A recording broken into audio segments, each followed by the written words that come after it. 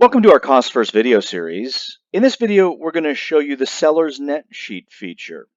To get started, you're going to log into CostsFirst and head to the dashboard where you'll find the seller's net sheet icon. You click on that and it'll take you to our seller's net sheet module. Once here, you'll begin your net sheet. The first thing we're going to do is create the net sheet. I'm going to show you the entire process in this video. However, if you're in a rush, say to get to an appointment, all you need to do is enter the sales price and check that your closing date and zip code are correct and enter the most recent property taxes, and CostsFirst will return hyperlocal and extremely accurate title, escrow, and closing costs. Now, say you're not in a rush, and say you're preparing a net sheet for, in this case, James Scott. The property he's interested in selling is 123 Maple. It's in San Diego, California. The zip code is 92103. Scott would like to sell his property for $500,000.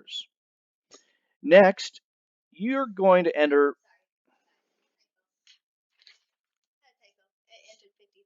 Okay.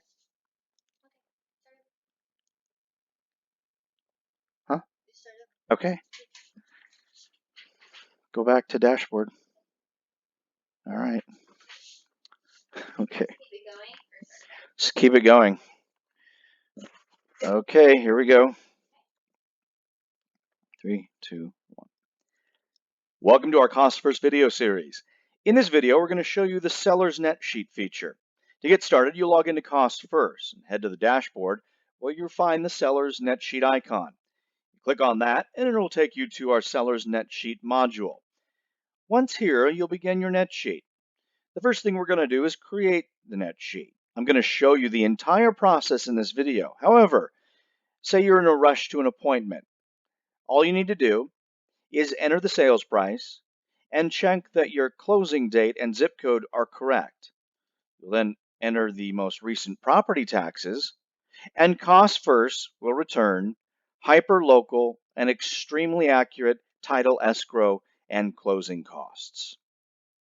Sometimes, though, you're not in a rush and you can watch this entire video. Let's say you're preparing the net sheet for James Scott. The property he's interested in selling is 123 Maple, and it's in San Diego, California. The zip code 92103. Scott would like to sell this property for $500,000.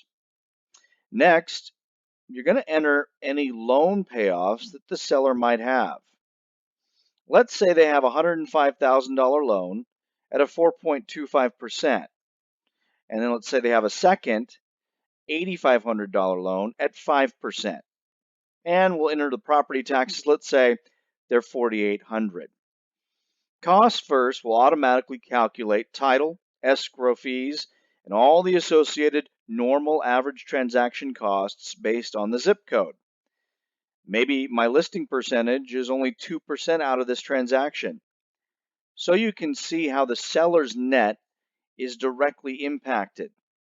And if you ever want to change any of the line items on the fly, that is easy to do. For example, you can change the home warranty policy. Let's say you're going to change it to $500. The seller's net will be impacted accordingly. Sometimes the seller will assist the buyer with closing costs. In that case, you'd enter, let's say in this case, $5,000 under buyer closing costs, and that will obviously impact the bottom line. We always recommend that you save your net sheet. And anytime you make changes, we recommend saving it as a new file. This way, you'll have a history of all the net sheets you prepared for James Scott in this example. Everything is saved on the cloud, so if I save it on my desktop, I can then open it on my cell phone or vice versa. Thanks for watching this video. And as always, if you have any questions, please click the Contact Us section on the website, and our customer service team will respond to any questions or concerns you might have. You can reach us at 1-800-252-8692 or send us an email at support@costfirst.com. That's it for this video. Thanks for watching.